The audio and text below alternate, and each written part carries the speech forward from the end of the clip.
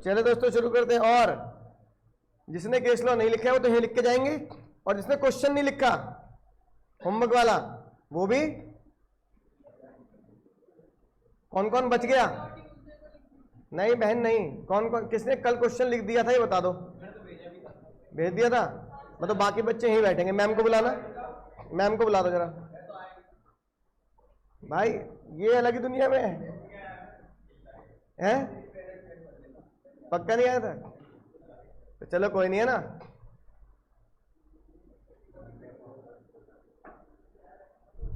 बाकी बच्चे हैं और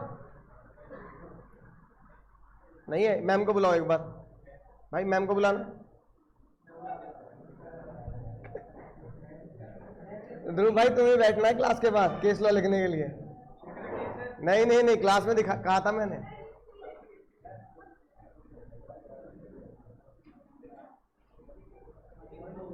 आ रही है?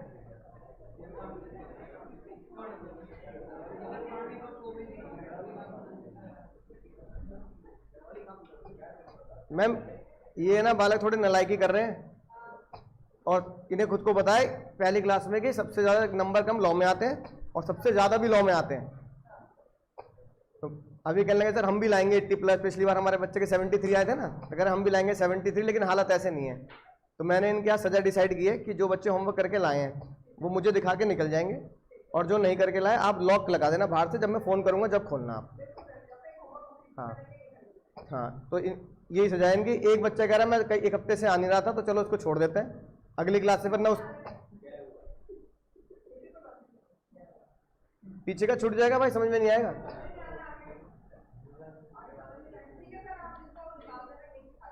हाँ आप बाहर से लॉक कर दो, मैं जिनको कहूँगा वो दिख चले जाएंगे। अब हर क्लास में ऐसे ही करना पड़ेगा मैम, वरना सुधरेंगे नहीं।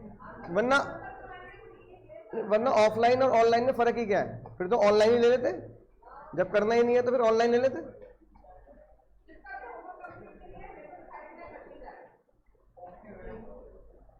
आप बाहर से लॉक कर लो मैम, मैं फोन कर दूंगा आपको।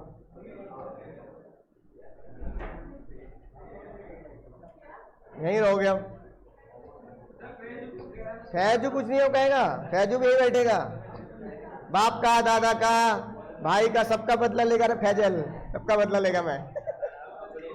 ठीक, लिखना तो पड़ेगा। सुनो अब बात नहीं करो।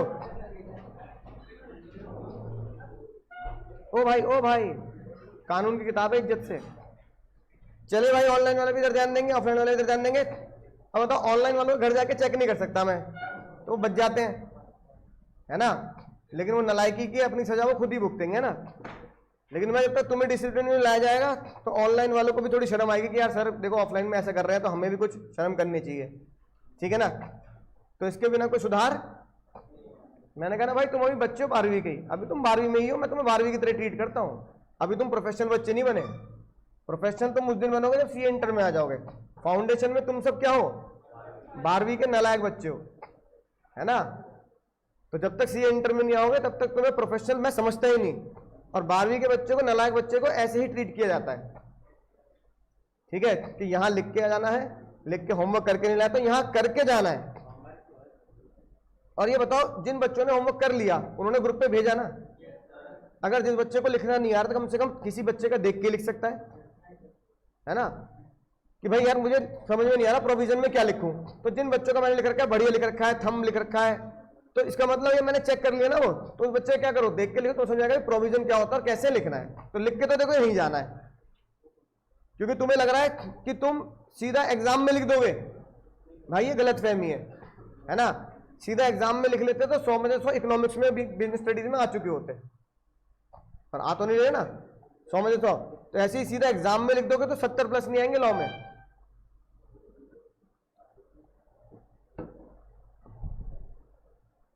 ठीक है, तो भाई आज शुरू करें आज की क्लास। तो जितनी जल्दी आज की क्लास होगी उतनी जल्दी तुम्हें सजा। और क्या, हाँ क्या, और क्या भाई, क्लास का जो टाइम है उसमें क्या सेक्रीफाइस, में तो कोई सेक्रीफाइस है ही नहीं, वो तो है ही है। काश खिड़की खोली होती, कूद जाता मैं तो। सर है लिख रखा है भाई तूने तो, केस लाइव तो लिखने। अब सर आज की क्लास शुरू करते हैं। एक बहुत ही बड़ी चीज है, वैसे मेरा मन नहीं करता तुम जैसे नालायक बच्चों को, है ना, थोड़ा सा एंटरटेन करके पढ़ाने का, लेकिन भाई मजबूरी है, कॉन्सेप्ट तभी समझ में आएगा ना।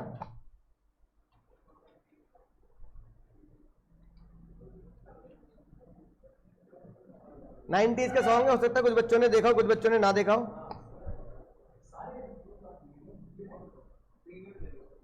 प्रीमियम लेना ही पड़ेगा भाई।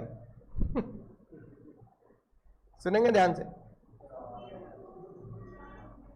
पूरा गाना तो भाई लोगों बहुत ही लंबा है, 8 मिनट का गाना तो सुना नहीं जा सकता। देखो तो मुद्दे मुद्दे की बात सुनेंगे, है ना। चल दिया, अब वो भी चलती है पीछे पीछे, वो तो उड़ नहीं सकता ना। अब आज का जो मुद्दा है वो यही है, ठीक है।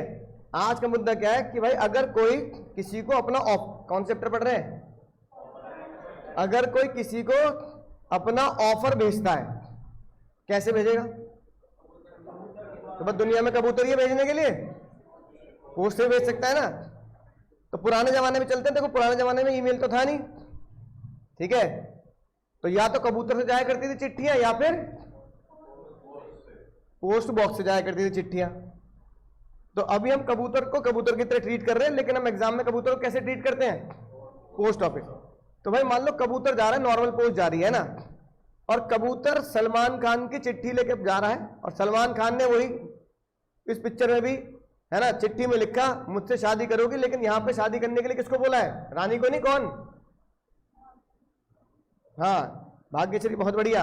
इस पिक्चर में नाम था दीदी का क्या? हाँ, सुमन नाम था भाई। क्या नाम था पिक्चर में? सुमन जी आ गई भाई, ठीक है।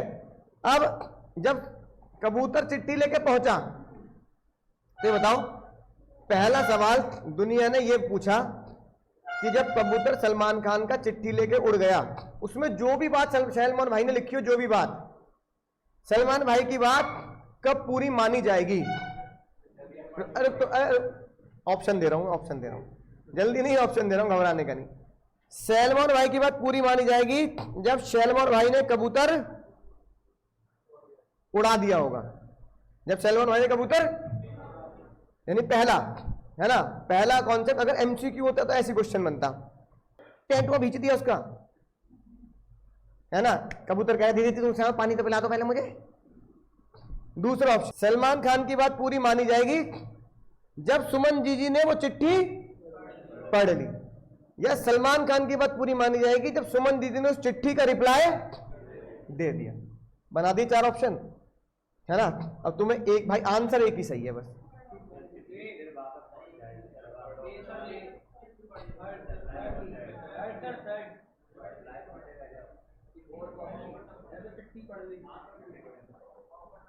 सलमान भाई ने चिट्ठी भेजी सुमन जी को। पहला सवाल,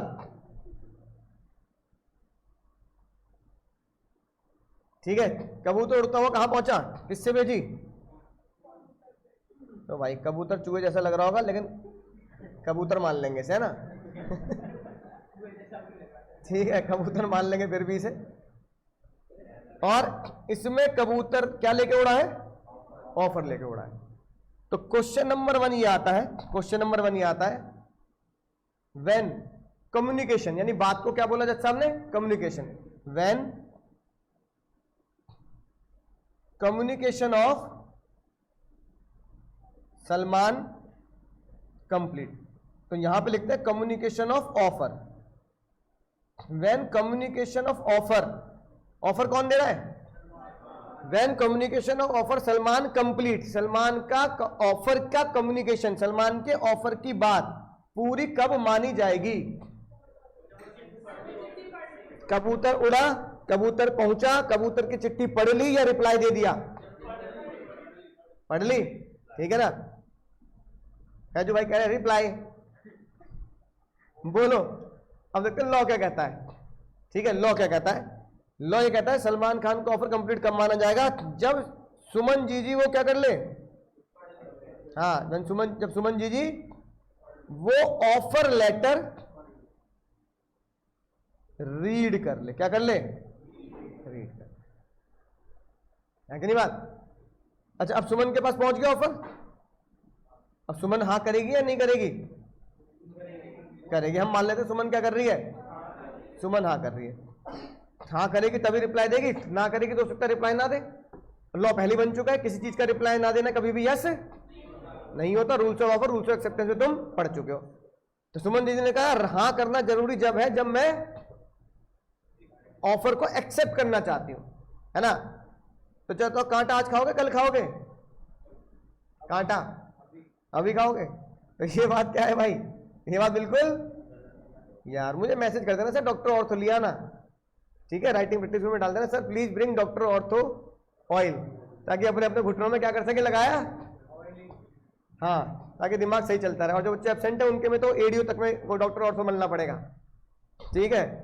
अब ये बताओ, सुनो बात, लॉ में क्या लिखा है? लॉ में लिखा है सुमन ऑफर सलमान के लिए पूरा माना जाएगा जब सुमन जी ऑफर लेटर, सुमन जी को ऑफर लेटर क्या हो जाएगा? नॉलेज में आ जाएगा। नॉलेज में आ जाएगा मतलब,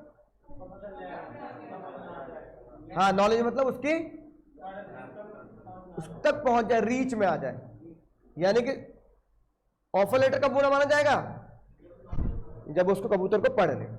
जज ने बोला भाई कोई बंदा तुम्हें चिट्ठी ले रहा है ना, कोई बंदा चिट्ठी दे रहा है तुम्हें और तुम्हारे पास शनिवार को चिट्ठी पहुंच गई।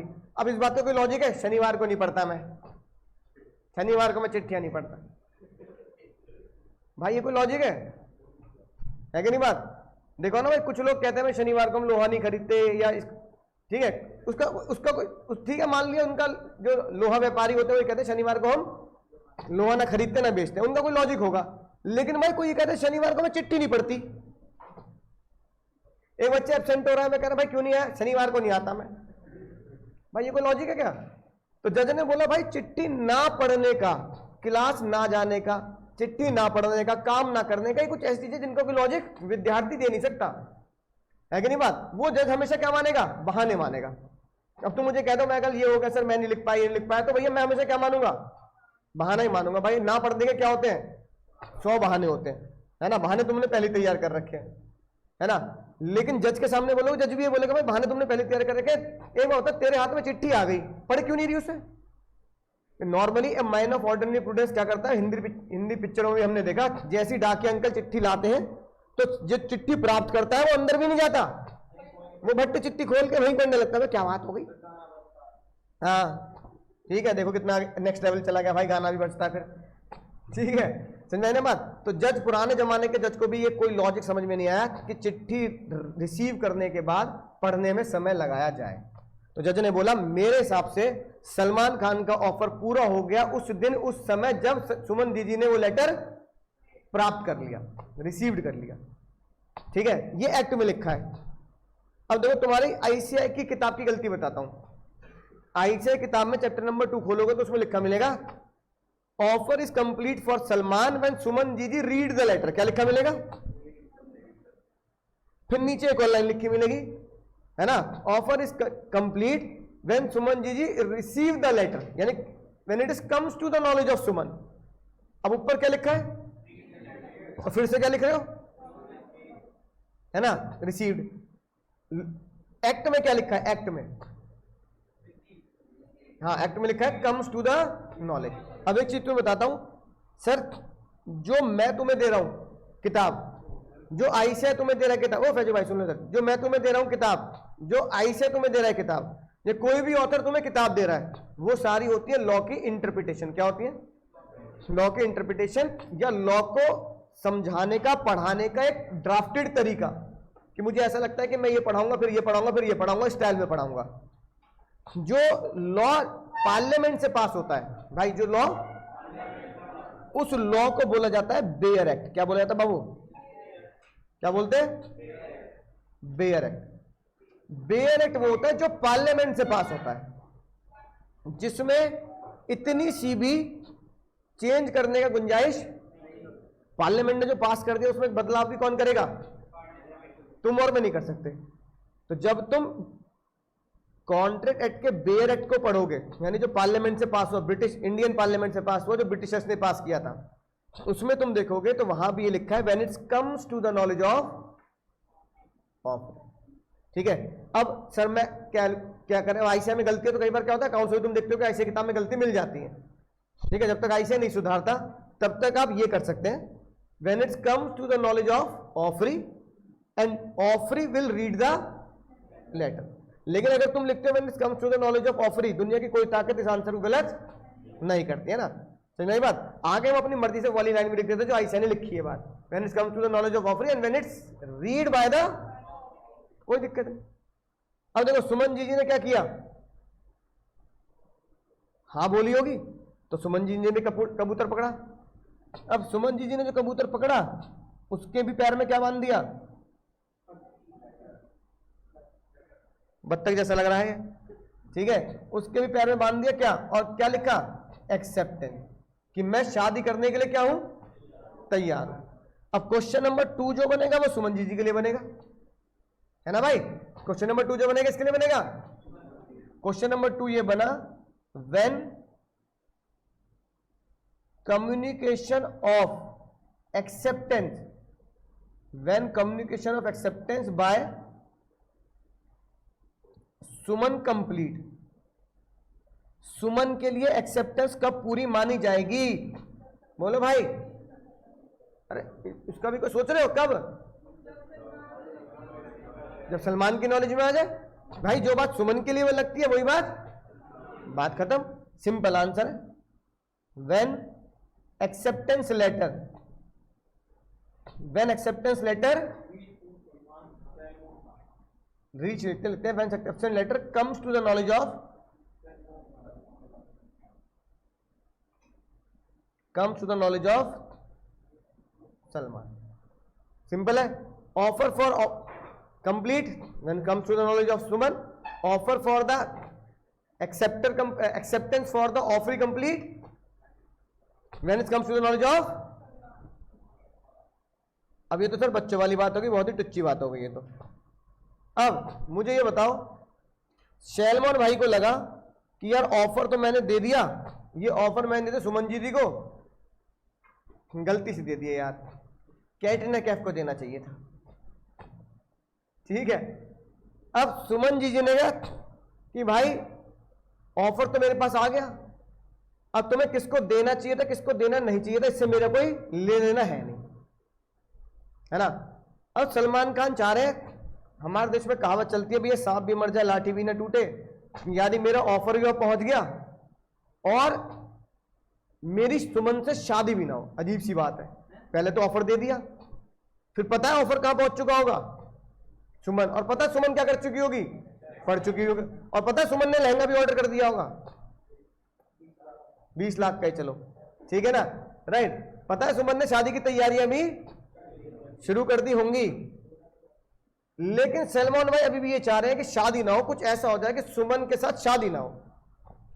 एक तरीका तो ये कि भैया धोखाधड़ी कर दो और कह दो हाँ मैंने ऑफर दिया, तूने एक्सेप्टेंस किया, नहीं कर रहा शादी, बोल क्या कर लेगी, सुमन केस कर देगी, भाई यही तो होगा। लेकिन सलमान खान चाहते हैं बात बाहर भी ना निकले, यानी कोर्ट तक ना जाए, न्यूज में ना जाए, इंसल्ट हो जाएगी, वैसी शादी ना हो रही, जिसने कर रही शादी उससे भी नहीं कर रहा है कि नहीं, ठीक है, बोलो। अब बताओ ऐसा क्या करें सलमान भाई कि सुमन जी से उनका शादी ना हो, सुमन जी मतलब नहीं भाई इल्लीगल काम कर रहा है, कह रहा मर्डर कर रहा था सुमन जी का, पागल हो रहा है।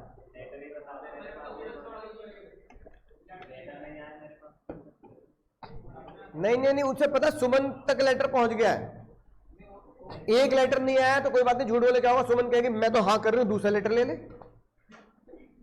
भाई, एक्सेप्टेंस। भाई मैंने तुम्हें कहा मैं तुम्हें लॉ पढ़ाऊंगा, तुम्हारे पास एक खबर आ गई, सबूत के साथ आ गई, अब तुम आज हाँ करो, कल हाँ करो, 10 दिन बाद हाँ करो, जैसे ने बोला किसी शादी को हाँ करने का रीजनेबल टाइम 1 महीना तो मान सकते हो ना, तो बात खत्म। और जब लेटर में किससे भेज रहा हूं, पोस्ट ऑफिस, कबूतर से नहीं पोस्ट बॉक्स से भेज रहा हूं, तो क्या मेरे पास रिसिप्ट नहीं होगी पोस्ट ऑफिस वालों की, और गलती किसकी होगी फिर, पोस्ट ऑफिस वालों की, तो फिर पोस्ट ऑफिस वालों की गलती सुमन जी क्यों झेलेंगी। चाहे सलमान खान झूठ बोलते मुझे तो नहीं दिया पोस्ट ऑफिस वालों ने लेटर, तो सुमन जी कह रहे मुझे इससे क्या मतलब, मैंने किसको पोस्ट कर दिया लेटर, पोस्ट बॉक्स में, किसी गलती है मेरी, यहां को कोई मना नहीं कर सकता, पोस्ट ऑफिस वालों की गलती है, तो किसी और की गलती सुमन जी क्यों भुगतेंगी। सलमान खान कह रहे मैं यहां नौबत लाना ही नहीं चाहता, मुझे दूसरा तरीका बताओ, तो भी बताओगे वाला कि सलमान भाई ऐसा क्या करें, हैं? बताओ क्या करें? लीगल बताओ, सेटलमेंट तो नहीं चाहते, पैसे तो नहीं चाहते?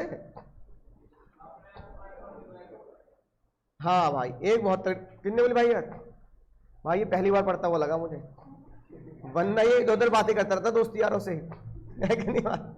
बिल्कुल सही बात भाई। अब मैं बताता हूं क्या होगा।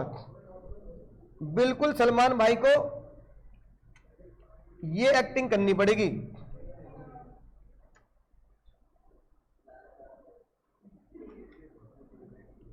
बिल्कुल सलमान भाई को, हाँ सलमान भाई को ये एक्टिंग करनी पड़ेगी भाई, प्रीमियम लेना पड़ेगा भाई, समझ रहे हो? दिल जले बालक रोएंगे नहीं प्लीज। दिल जले बालक क्लास में है, हनी सिंह का जमाना, ब्रेकअप पार्टी का, तेरे नाम वाली हरकतें नहीं होनी चाहिए आजकल के जमाने में। तो ये 90s के दिल जले होते थे कि लड़की ने मना कर दिया, ब्रेकअप हो गया, कबीर सिंह नहीं बनने का, इंजेक्शन नहीं लगाने का, ड्रग्स नहीं लेने का। रोने मत लगना पीछे वाले वाला।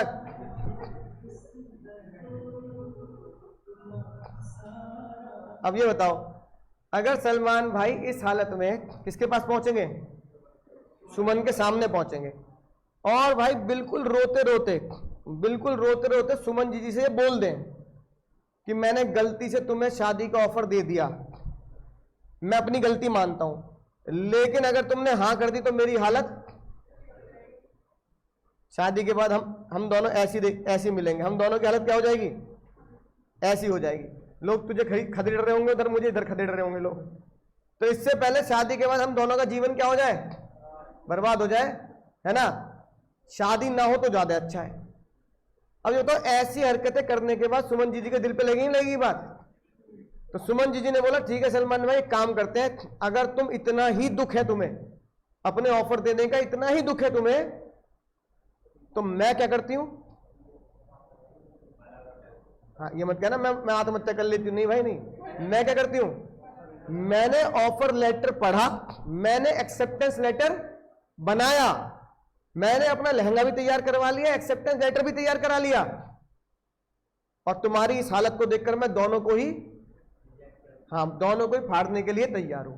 यानी कि अगर सलमान खान खुद सुमन को ये ऐसी हरकतें या ऐसे इसे बोलते हैं इमोशनल ब्लैकमेल, है ना, अगर ऐसे इमोशनल ब्लैकमेल कर दे तो सुमन शायद क्या कर देगी? मना कर देगी और खुद ही अपने यहां को फाड़ के फेंक दे। अब ये बताओ, सलमान ने बोला सुमन मुझसे शादी करोगी, सुमन ने पहले हाँ बोला, फिर सुमन ने उसी लेटर में आग लगा दी, तो उसमें सलमान भाई की कोई गलती है क्या? तो जज साहब कह रहे तूने पहले हाँ बोला, फिर तूने मना कर दिया, खेल खत्म, तुम अपने रास्ते, इसमें ना कोई पैसा मांगना, ना इसमें कोई हर्जाना मांगना, ना ये बात घर के बाहर जाएगी। भाई मैंने तुम्हें ऑफर दिया, तुमने पहले हाँ करी, फिर तुम्हें लगा नहीं भाई ना करते, तुमने ना कर दी, बात है कि नहीं बात? लेकिन सुमन जी ने बहुत खतरनाक बात बोली भाई। सुमन जी ने बोला सलमान भाई मैं तुम्हारे ऑफर को पढ़ने के बाद अपनी चिट्ठी को खुद फाड़ के फेंक देती, अगर तुम 5 मिनट पहले आ जाते। सलमान भाई अगर ऐसी सूरत लेके अगर तुम कहां जाते, बस ऐसी सूरत लेके अगर तुम 5 मिनट पहले आ जाते तो मैं अपनी चिट्ठी को खुद, अपनी हाँ के लेटर को खुद फाड़ के फेंक देती। मुझे बताओ ऐसा 5 मिनट पहले सुमन जी ने क्या कर दिया?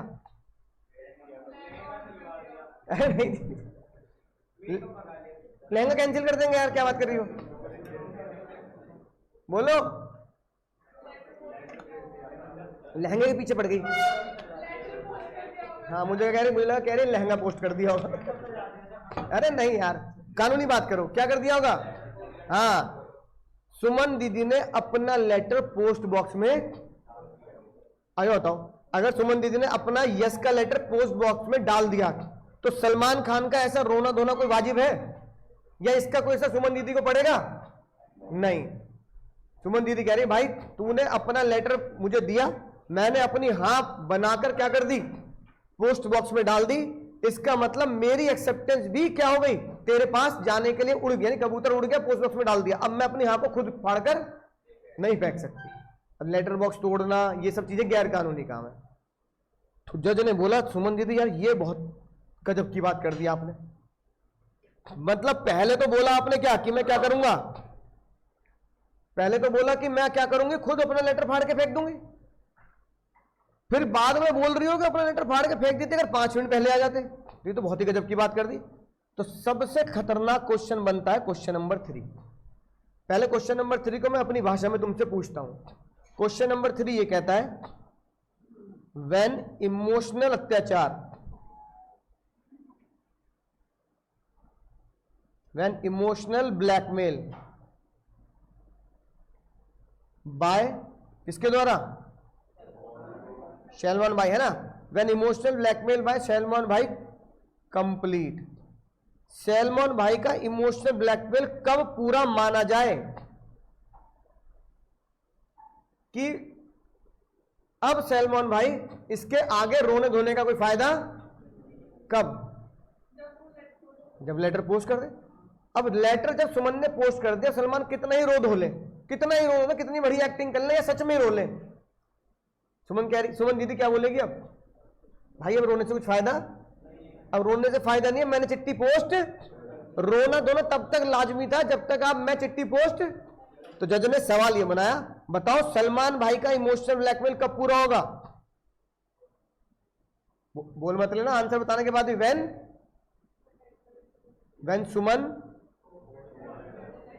When Suman posted acceptance letter, when Suman posted. अब ये बताओ, अगर तुम ये किसी भी बच्चे को बताओगे, है ना, 6ठी 7वीं 8वीं किसी बच्चे को बता दोगे, उससे भी नीचे छोटे बच्चे को बता दोगे कि भाई मुझे इसका मतलब बता दिया, when Suman posted acceptance letter, बता देगा नहीं बता देगा, भैया इसका हिंदी में क्या मीनिंग पूछे तो टुच्ची सी बात है ना।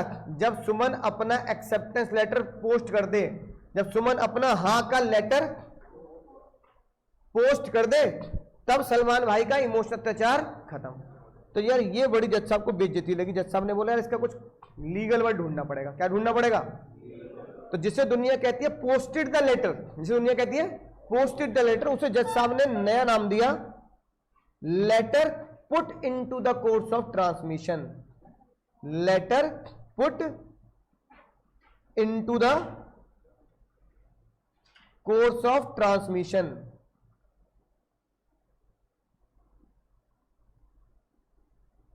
समझ गए भाई, put into the course of transmission, put into the, डाल, पुट इनटू मतलब डाल देना, कोर्स ऑफ ट्रांसमिशन, ट्रांसमिशन मतलब, हाँ ट्रांसमिशन मतलब भेजने के लिए डाल देना। कहां भेजने के डाला हुआ उन्होंने, लेटर बॉक्स में। तो जज ने बोला भाई एग्जाम में ये मत लिख देना when Suman posted the letter, exam में लिखना when acceptance letter, when acceptance letter by Suman put into the course of transmission, when acceptance letter by Suman put into the course of transmission, when acceptance letter by Suman put into the course of transmission, transmission मतलब जिसके through दिया जाता है उसको दे देना, यानी post box को देना। समझ गए, ट्रांसमिशन मतलब जिसके थ्रू भेजा जाता है। अब किसी बालक ने सवाल नहीं पूछा तो बहुत जरूरी है पूछना, नहीं पूछोगे, वो सवाल ये क्या लॉ में ये लिखा है इमोशनल ब्लैकमेल, तो लॉ ये शब्द इस्तेमाल करता होगा क्या, बोलो समझ नहीं ना बात। तो जज साहब ने बोला भाई सर क्या पढ़ा दिया आपने, मैंने कहा सर मैं तो आसान सी भाषा में पढ़ा। जज साहब ने कहा फिर टेक्निकल भाषा भी बता देना, कभी बच्चे बहक जाए नहीं। इसका मतलब ये होगा, सुनो ध्यान से, बहुत खतरनाक बात, इसका मतलब ये है इमोशनल ब्लैकमेल। अच्छा पहला जो क्वेश्चन है ना पहले क्वेश्चन को जज ने बोला offer complete for offeror, offer complete for कब, जब सुमन तक पहुंच जाए। एक्सेप्टेंस कंप्लीट फॉर ऑफरी, सुमन के लिए एक्सेप्टेंस कब कंप्लीट, जब सलमान के लिए पहुंच जाए। ऑफरर के लिए एक्सेप्टेंस कब कंप्लीट, जब ऑफरी तक पहुंच जाए। तो सलमान के लिए ऑफर कंप्लीट जब सुमन तक पहुंच जाए, एक्सेप्टेंस देने वाले ऑफरी के लिए एक्सेप्टेंस कंप्लीट जब अब जज ने इसका इतना खतरनाक नाम दिया, मैंने कहा जज साहब कुछ और सोचते तो बच्चे भी खुश हो जाते हैं, लेकिन जज ने बोला भाई मुझे इससे बेहतर नेम समझ में नहीं आया, इसलिए मैं इस प्यार को यही नाम दूंगा। तो जज ने इस प्यार को नाम दिया एक्सेप्टेंस, क्योंकि देखो ये बात इमोशनल अत्याचार की बात पूरी कब हो रही है, खत्म कब हो रही है, जब सुमन अपनी हाँ पोस्ट कर दी। ये तो लिखा when Suman posted the acceptance letter. तो जज ने बोला इस प्यार को मैं नाम दूंगा एक्सेप्टेंस फॉर सलमान। बोलना जरा क्या नाम दिया, हाँ एक्सेप्टेंस और ऑफर का, तो एक्सेप्टेंस फॉर।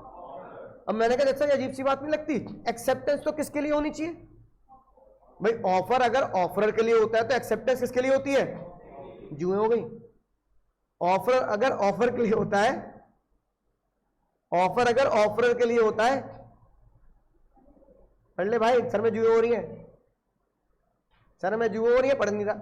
ऑफर अगर किसके लिए होता है, ऑफर के लिए होता है, तो एक्सेप्टेंस किसके लिए होती है, ऑफरी के लिए। पर जज कह रहे हैं मैं मान रहा हूं सर, अंकुर सर मैं मान रहा हूं एक्सेप्टेंस ऑफरी के लिए होती है, पर मैं एक चीज में जबरदस्ती डाल रहा हूं, जबरदस्ती कि एक्सेप्टेंस ऑफरी के लिए तो होती है, एक्सेप्टेंस ऑफरर के लिए भी बोलूंगा। मैंने कहा सब जबरदस्ती वाली बात कर रहे हो आप। उन्होंने बोला इस नाम को एक्सेप्टेंस फॉर ऑफर, यानी एक्सेप्टेंस फॉर सलमान।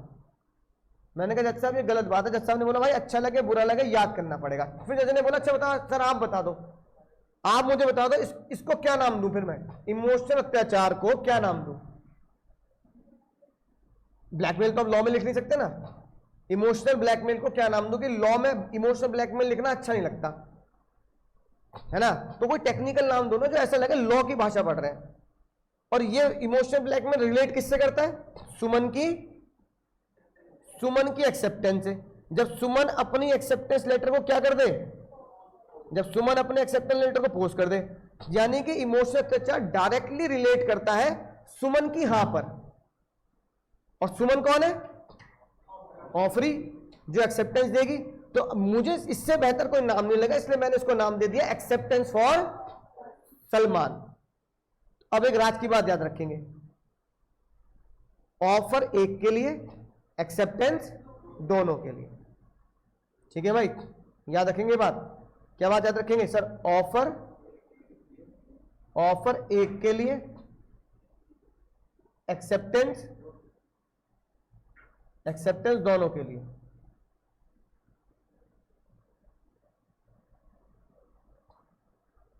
ये भाई तुमने पढ़ लिया। जज साहब ने बोला भाई सैलमन भाई को है सुमन से प्यार, इसलिए सेक्शन 4। सैलमन भाई को है सुमन से प्यार, इसलिए सेक्शन।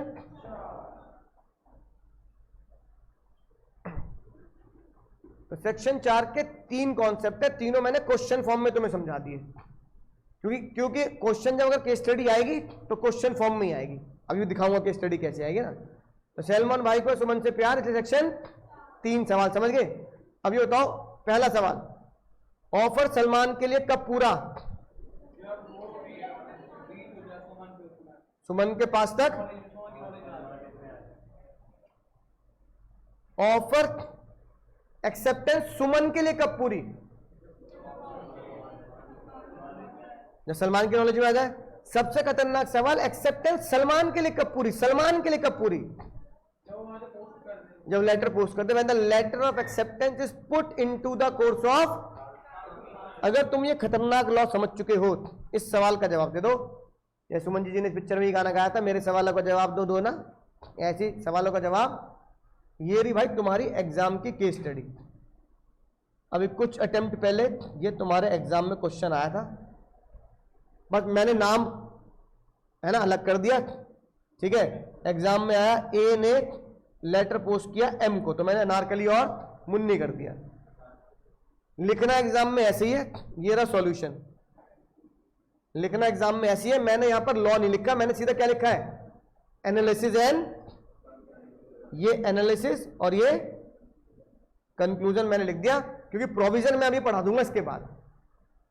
तो मुझे बताओ इस केस में कम्युनिकेशन ऑफ ऑफर किसके लिए होता है, ऑफरर के लिए। तो कम्युनिकेशन ऑफ ऑफर और अनारकली। अच्छा अनारकली अगर मैं समझने के लिए, तो अनारकली कौन हो गया मान लिए सर, इक्वल टू सलमान। और मुन्नी कौन हो गई? तो अब समझ जाओगे तुम। तो अगर मैं कहूं communication offer of Salman, Salman के लिए कम्युनिकेशन का पूरा। दूसरा सवाल, communication of acceptance as against, against का लॉ में मतलब होता है फॉर, अगेंस्ट का लॉ में मतलब क्या होता है? For. Communication of acceptance for proposer, proposer कौन है? Salman. Communication of acceptance for acceptor, acceptor कौन है? सुमन। आप समझ गए? ऑफर सलमान के लिए कब पूरा, एक्सेप्टेंस सलमान के लिए कब पूरी, एक्सेप्टेंस सुमन के लिए कब पूरी। 3 सवाल का जवाब बता दो। डेट बतानी तुम्हें, डेट। हाँ, किस दिन ऑफर सलमान के लिए पूरा हुआ, किस दिन एक्सेप्टेंस सलमान के लिए पूरी हुई, और किस दिन एक्सेप्टेंस सुमन के लिए पूरी हुई।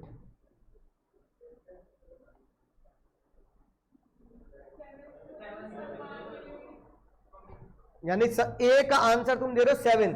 सारे बच्चे भाई, पीछे वालों में जोश नहीं आ रहा कुछ। पहला बताओ ना, communication of offer for Salman, Salman के लिए ऑफर का कम्युनिकेशन कब पूरा माने सेक्शन 4 के हिसाब से? 7 पक्का लॉक कर दे। कारण बिल्कुल सही। As per section 4 communication of offer complete when it reach to the offer. चलो देखते हैं कि आंसर क्या है। बहुत बढ़िया, तालियां बजती रहनी चाहिए, बहुत बढ़िया। Reason, letter contain the offer reach, क्या लिखा है बाबू? Reach the offer on. Question number 2, communication of acceptance for Salman, Salman के लिए एक्सेप्टेंस कब पूरी होती है? पहले डेट बताओ, फिर बात करेंगे। सब 10 बोल रहे हैं? 10 क्यों बोल रहे हो भाई? देखो सही बात। when Suman posted the acceptance letter, इसको लीगल भाषा में क्या लिखेंगे? when Suman put the letter into the course of. चलो देखते हैं भाई, 10 तारीख बिल्कुल सही भाई, 10 तारीख बहुत बढ़िया, बिल्कुल सही है ना। Communication of acceptance for Suman, Suman के लिए एक्सेप्टेंस कब पूरी मानी जाएगी? 15 तारीख। क्यों? Communication of acceptance for Suman complete when it reach Salman, 15 तारीख, 15 तारीख। रीजन ये लिखा, when acceptance is received proposer on, यानी तुम्हें आंसर समझ में आ गया भाई, है ना। अब देखते हैं, जब मुझे इसका, ये तो होगी एनालिसिस और कंक्लूजन, ये क्या हो गया? ये तो भाई एनालिसिस एंड प्रोविजन में क्या लिखना पड़ेगा ये देखते हैं, है ना। अब चलते हैं जज साहब ने प्रोविजन में क्या दिया है। जज साहब ने प्रोविजन में क्या दिया है? सबसे पहले जज साहब ने बोला, हेडिंग देंगे हम कम्युनिकेशन ऑफ ऑफर और कम्युनिकेशन ऑफ एक्सेप्टेंस सेक्शन 4, ठीक है, सेक्शन 4। तो सबसे पहले जज साहब ने बोला कम्युनिकेशन ऑफ ऑफर कंप्लीट होता है, communication offer when it comes to the knowledge of,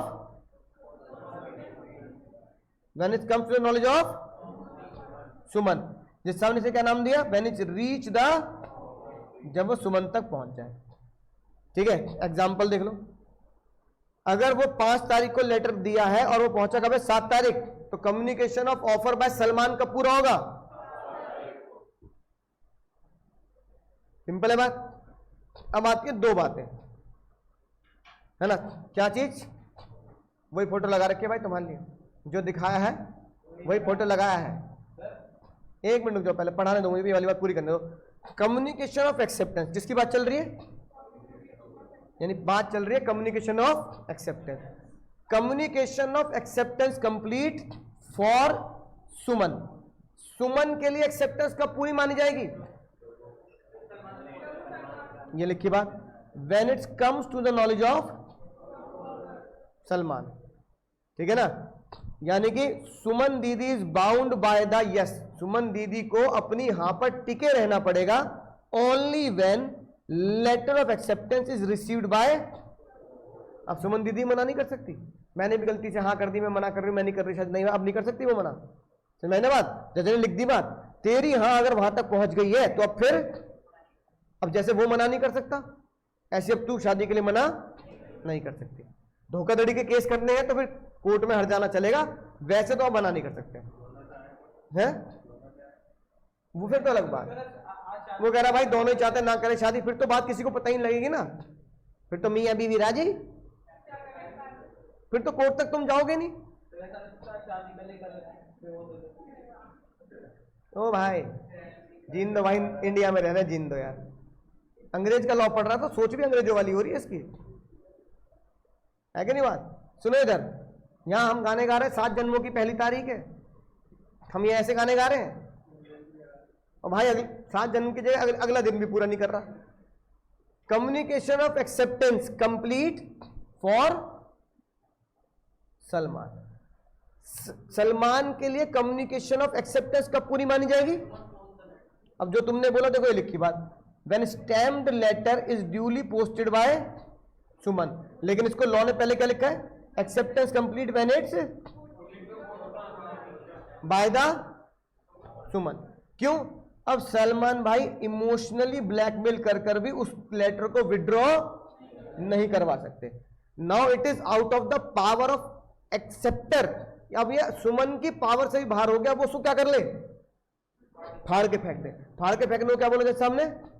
withdraw. अब सुमन जी चाहकर भी उसे विड्रॉ नहीं कर सकती। सलमान भाई अब तुम्हें रोना धोना बेकार है, सुमन जी खुद भी क्या नहीं कर सकती? विड्रॉ नहीं कर सकती। समझ गए? क्वेश्चन नंबर 1 मैंने तुम्हें इसका बना दिया था, क्वेश्चन नंबर 2 मैंने तुम्हें इसका बना के दे दिया था, और क्वेश्चन नंबर 3 मैंने इसका बना दिया था। जब रिवाइज करोगे तो तीनों क्वेश्चन को रिवाइज करने के बाद लीगल लैंग्वेज ये याद करनी है, और लीगल लैंग्वेज कुछ भी नहीं है, एक ही वर्ड याद करना है, put into the course of. ये तो सारी फिर सिंपल अंग्रेजी है, फिर तो सिंपल अंग्रेजी है बाकी, कि when Suman stamp duty letter posted by the Suman, है ना। अब जैसे जो भाई बोल रहा था कि चिट्ठी पहुंचे ही नहीं, तो देखो जज ने तुम्हारी बात लिख दी भाई, अगर चिट्ठी पहुंची नहीं और वो चिट्ठी पोस्ट वालों ने क्या कर दिया? खो दी, तो इसमें सुमन दीदी की गलती, वो वैलिड मानी जाएगी एक्सेप्टेंस, उसकी कोई दिक्कत नहीं है। सुमन दीदी ने लेटर पोस्ट कर दिया। अब सलमान भाई दुनिया के किसी भी कोने में रह रहे हो, जब तक कि घर ही ना बदल दिया उन्होंने तो बात अलग है, और क्योंकि ऐसा केस भी नहीं आया अभी आते ना, और चाहे पोस्ट बॉक्स ने वो लेटर क्या कर दिया हो, पोस्टल डिपार्टमेंट ने खो दिया, जज कह रहा पोस्टल डिपार्टमेंट की गलती सुमन को नहीं मिलेगी। तुमने दिया ऑफर शादी करोगे, सुमन ने हाँ कर दी, पोस्टल ऑफिस की गलती है, तो सुमन की हाँ क्या मानी जाएगी? वैलिड। सुमन को कैसे कहते हो कि भाई पोस्ट डिपार्टमेंट ने बोल दी तेरी शादी नहीं हो सकती, पोस्टल डिपार्टमेंट ने चिट्ठी खो दी इसलिए तेरी शादी नहीं हो सकती? ये कोई बात है भाई? खाने में डोसा नहीं बनाया शादी नहीं करूंगी, ये कोई बात है? ना ना, ये सब बातें हुई नहीं ना आज तक। ये मैटर ऑफ फैक्ट है, जब तक ऐसे फैसले कोर्ट डिसाइड नहीं करेगा तब तक हम जवाब दे सकते हैं, और ऐसी बातें एग्जाम में भाई नोट कर लिया? क्वेश्चन में समझ में आ गया? एक भाई पहेली बता दो मुझे, पहेली बूझो तो जाने। चलो अभी बताता हूं, चलो ना, ये एक साथ करेंगे तो मजा आएगा। ठीक है, अगली बात देखते हैं, अगली बात। अब सलमान खान के रोने धोने के बाद भी अगर बात ना बन रही हो, है ना, तो अब इसलिए अगला डायग्राम बनाएंगे भाई, अगला चार्ट बनाएंगे। वो कॉन्सेप्ट नंबर 1 कॉन्सेप्ट नंबर 2 है ना, एक साथ करेंगे तो खिचड़ी पक जाएगी। सलमान भाई ने ये देखा कि उन्होंने सुमन जी को एक ऑफर पोस्ट किया, और ऑफर लेटर कबूतर, है ना, लेकर पहुंच ही गया था, पहुंच ही रहा है, और उस पर लिखा है ऑफर। ठीक है, अब सलमान भाई कह रहे हैं पिछली बार बहुत ही गजब की बात हुई थी, इतना सब रोने धोने के बाद भी इंसल्ट झेलनी पड़ी। एक तो दुनिया को पता लग गया भाई देखो सलमान भाई सड़क पे लेट रहे हैं, है कि नहीं बात, और फिर कह रहे हैं सुमन जी लेटर फाड़ दो। सुमन जी क्या कर रही हैं? इंसल्ट कह रही है, इंसल्ट कर दी, 5 मिनट पहले ना लेट सकता था, लेटने को अभी मिला है। सलमान भाई ने बोला कि यार जज साहब ये बताओ क्या मतलब इतनी बेइज्जती जरूरी है? मतलब इतनी इंसल्ट करने के बाद, गिड़गिड़ाने के बाद भी अगर वो मना नहीं कर रही, और मान लो इतनी गिड़गिड़ाने के बाद, इतनी इंसल्ट के बाद वो मना भी कर दे तो भी क्या है? बेइज्जती है। सलमान भाई की ईगो पे लगी बात। उन्होंने जज साहब से रिक्वेस्ट की, जज साहब कुछ ऐसा बनाओ, मतलब देखो ये गलत बात है, कुछ ऐसा बनाओ कि इंसल्ट भी ना हो, ईगो पे भी ना लगे बात, और शादी भी ना हो। समझ में आई बात? तो जज साहब ने कहा भाई शैलमोहन भाई, अगर फिर भी तुम ये चाहते हो कि ऐसा हो तो फिर तुम एक अगला कबूतर तैयार करो। शैलमोहन भाई ने बोला अगला कबूतर तैयार है सर। अगले कबूतर के पंजों में चिट्ठी बांधो और उसमें लिखो कि मैंने एक पहले ऑफर दिया था, वो जा रहा, अब मैं उस ऑफर को क्या करता हूं, बोलो पेंसिल। आपका नहीं, मेरा ऑफर, अब मैं उस ऑफर को कैंसिल करता हूं। अब सुनना, आज का दूसरा लीगल वर्ड, पहला लीगल वर्ड क्या पढ़ा आज का, put into the course of transmission, इसका मतलब होता है चिट्ठी पोस्ट बॉक्स में डालना। आज का दूसरा लीगल वर्ड कैंसिल का मतलब होता है revoke, revoke, REVOKE, revoke. Cancel is English word. आज के बाद अगर तुम्हें कहीं भी अंतरात्मा ऐसी कह रही हो ना कि भाई ये बात कैंसिल है, बोलो पेंसिल है ना, ऑफर कैंसिल, तो कैंसिल शब्द एग्जाम में नहीं लिखने, क्या लिखने हैं, रिवोक है ना, पहले पढ़ते फिर बताता हूं ना। रिवोक, रिवोक या रिप्यूडेट, क्या बोलते हैं, रिप्यूडेट, रिवोक या दोनों एक ही वर्ड है। अपनी बात से मुकर जाना है, अपनी बात को विड्रॉ कर लेना, है ना। जैसे कुछ लोग एक दूसरे को उल्टा सीधा बोलने के बाद माफी मांगते हैं ना, मैं अपने शब्द वापस लेता हूं, ये वही वाली बात है, मैं अपने ऑफर वापस लेता हूं। अब सुनना ध्यान से, अब जज साहब ने बोला भाई एक बनाया तुमने पहले वाला कबूतर, उसको नाम देते हैं नॉर्मल कबूतर, क्या नाम देते हैं, और दूसरा कबूतर बनाया कौन सा, स्पीडी कबूतर, और स्पीडी कबूतर की पूंछे बांध देना नाइट्रोजन,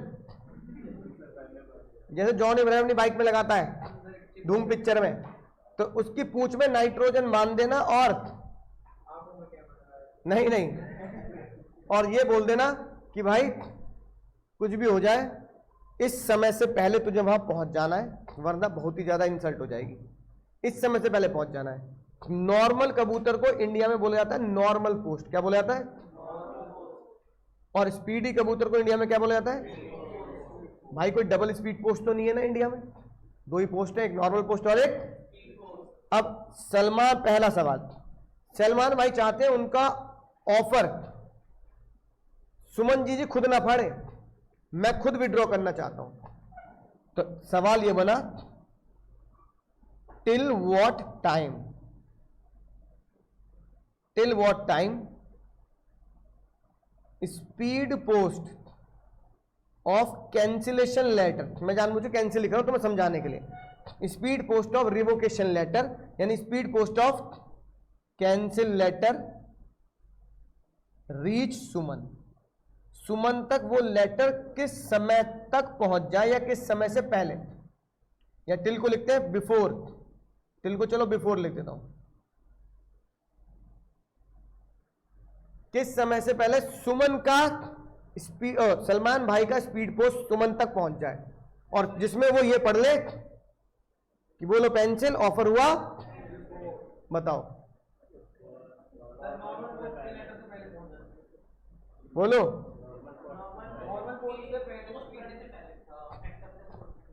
एक्सेप्टेंस पोस्ट करने से पहले, नॉर्मल तक पहुंचने से पहले, चलो डेट लिख देता हूं, है ना। मान लो नॉर्मल पोस्ट को भेजा गया था 1 तारीख को, नॉर्मल पोस्ट पहुंची वहां पे 7 तारीख, कब पहुंची, स्पीड पोस्ट यहां पे निकली 5 तारीख को। तो कुछ बच्चे कह रहे हैं कि सर स्पीड पोस्ट जो 5 तारीख को सलमान खान ने भेजी वो 7 से पहले पहुंच जाए, ये तो कह रहे हो, बिफोर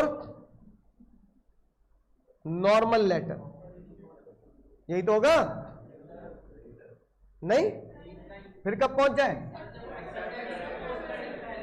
क्या बात कर रहे हो, इतनी दूर तक है,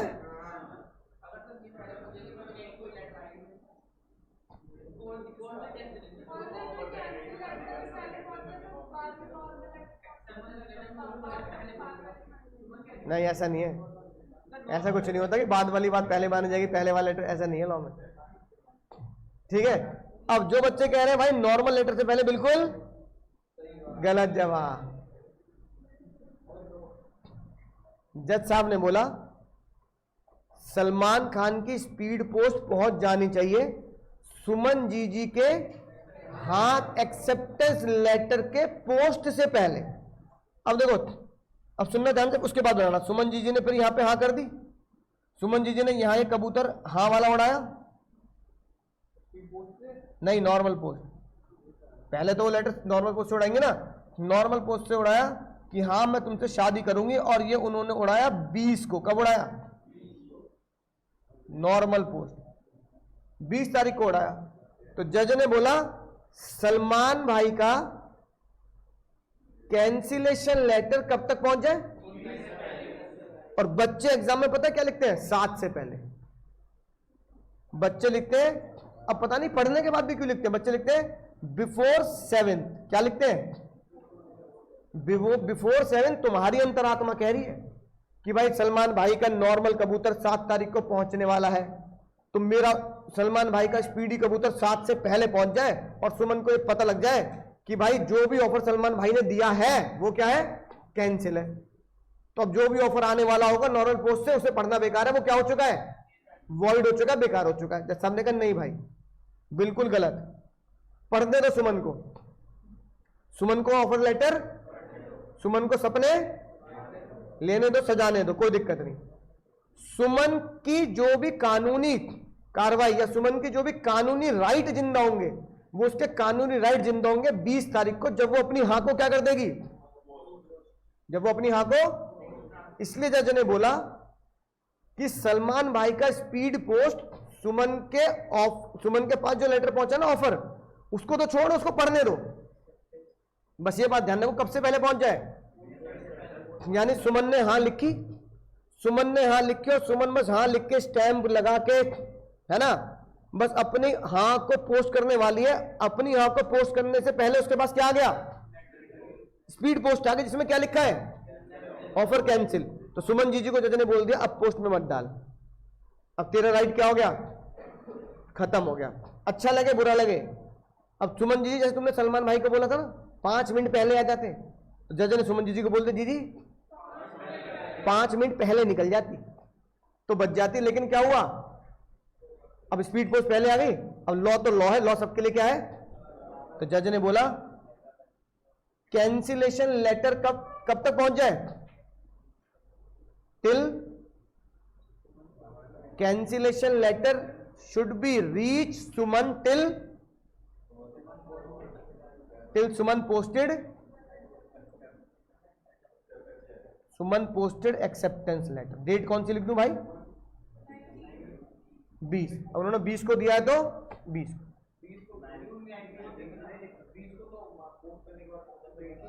तो 20 को पोस्ट किया है ना, हम ये मान रहे हैं ना। उन्होंने पोस्ट कब किया?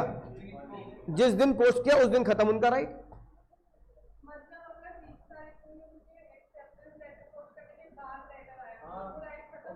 फिर टाइम देखना पड़ेगा।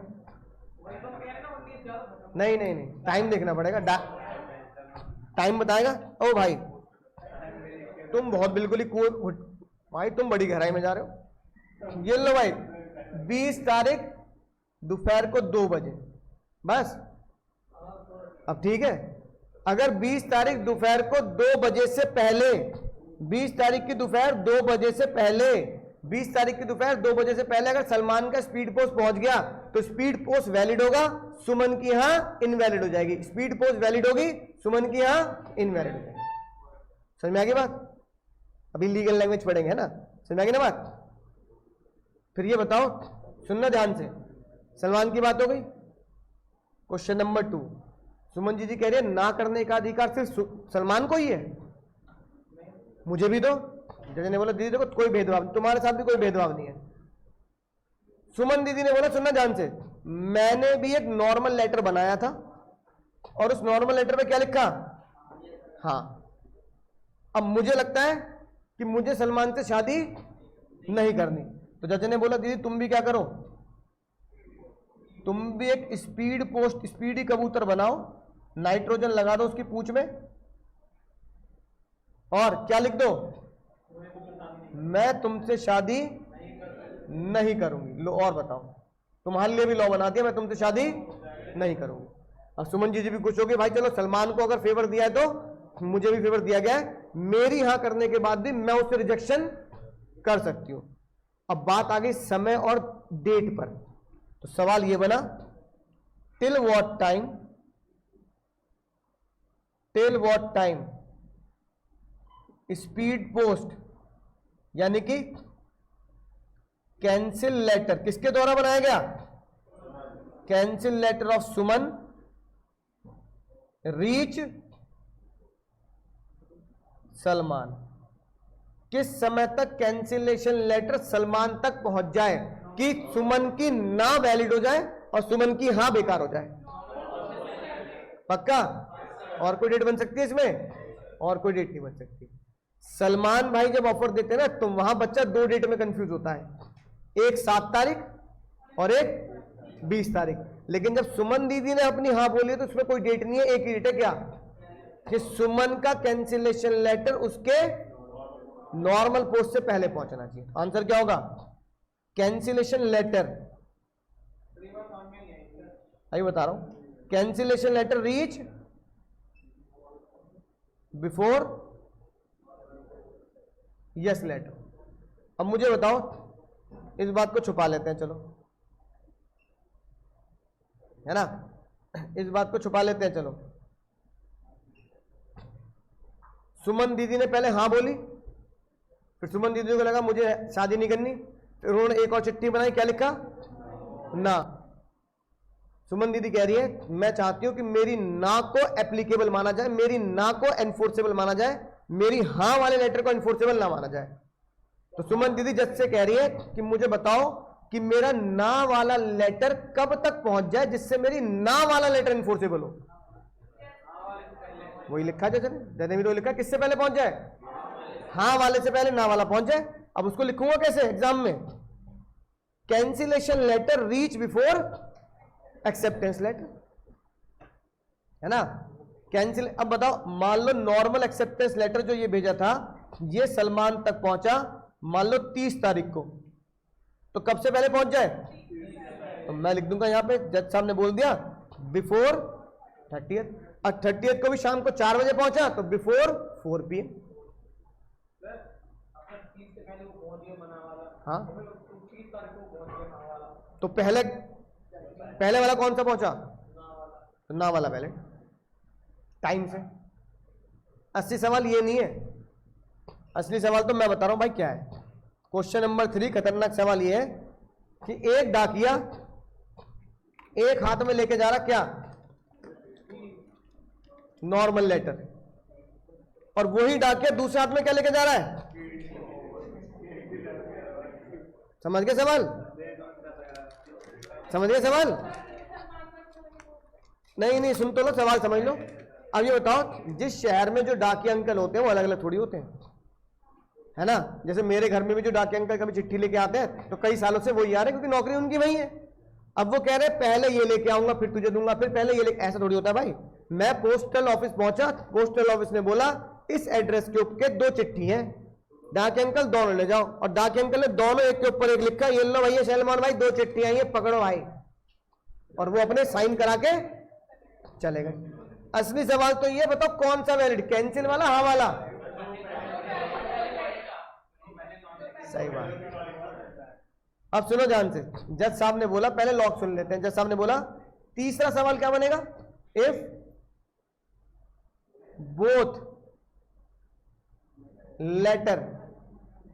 Both letter of Suman reach Salman, यानी कि दोनों के दोनों जो लेटर सुमन जी ने भेजे हैं वो किस पहुंच गए हैं? विच लेटर इज वैलिड? तो जज ने बोला यहां पर नॉलेज नहीं, क्योंकि नॉलेज में तो एक साथ आए ना दोनों।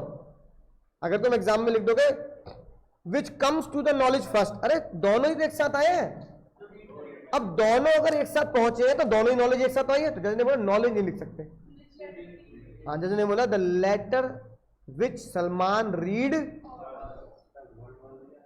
अभी बताऊंगा उसके बारे में, लेटर अभी बताऊंगा भाई, ये कानून है, चिंता मत करो। लेटर विच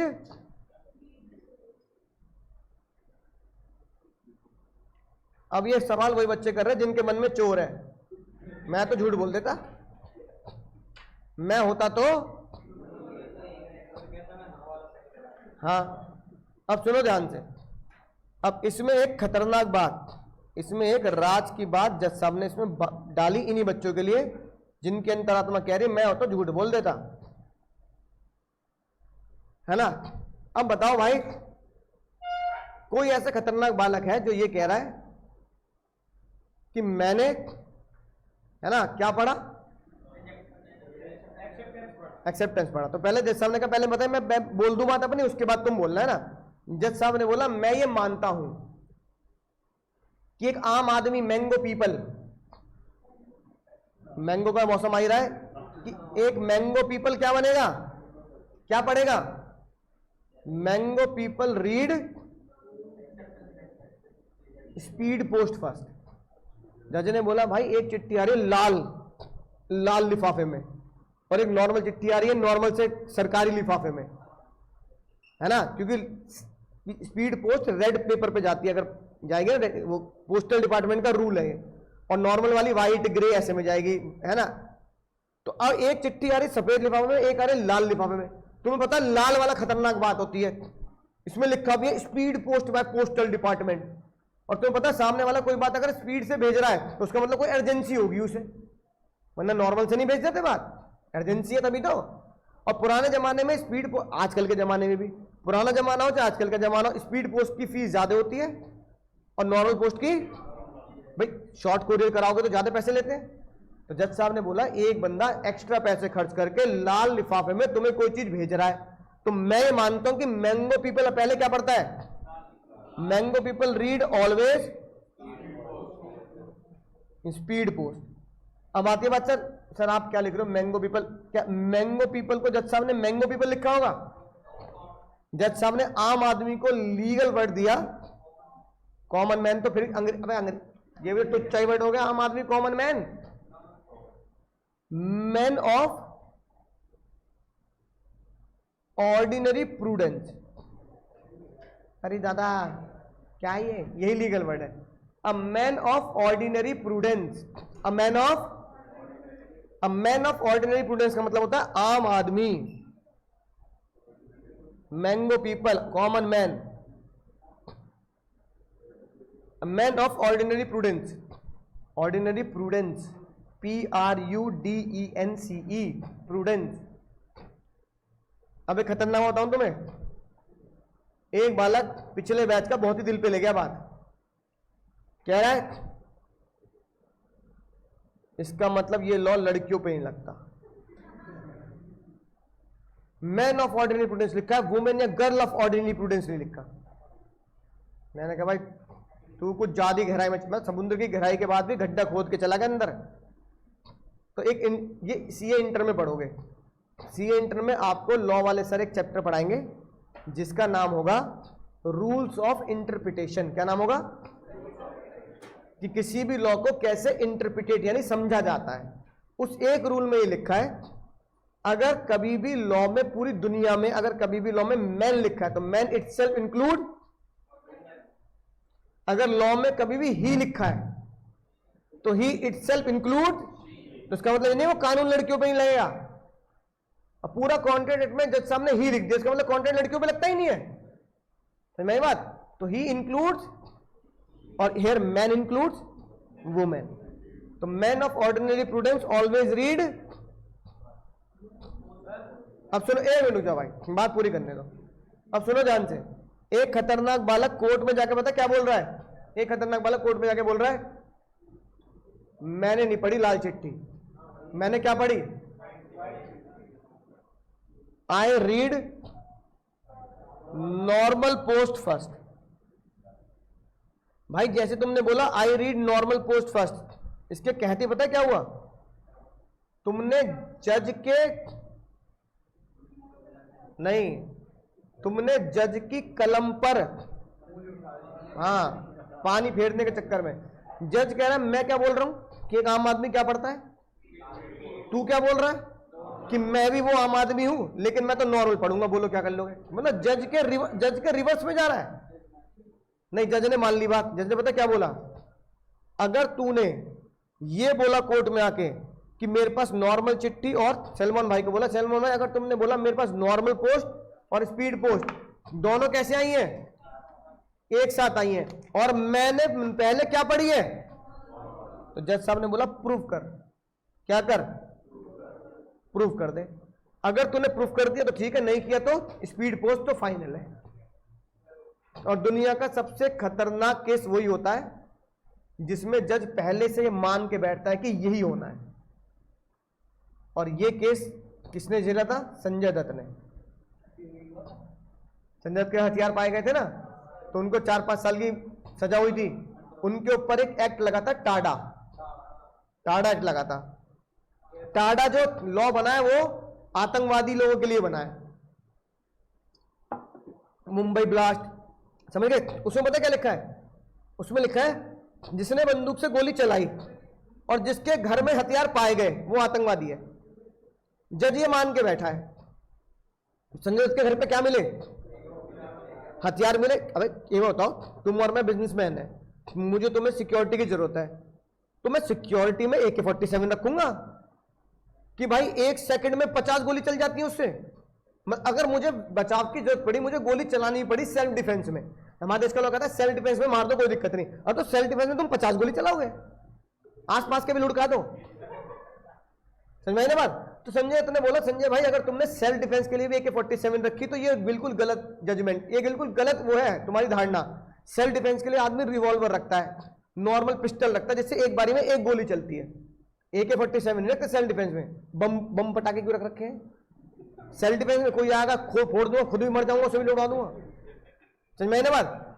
जज ये मान के, शॉर्ट में बताया था उस केस का डिसीजन, जज ये मान के बैठा संजय दत्त इज क्रिमिनल, कि वो आतंकवादी घटना में इन्वॉल्व है, क्रिमिनल है।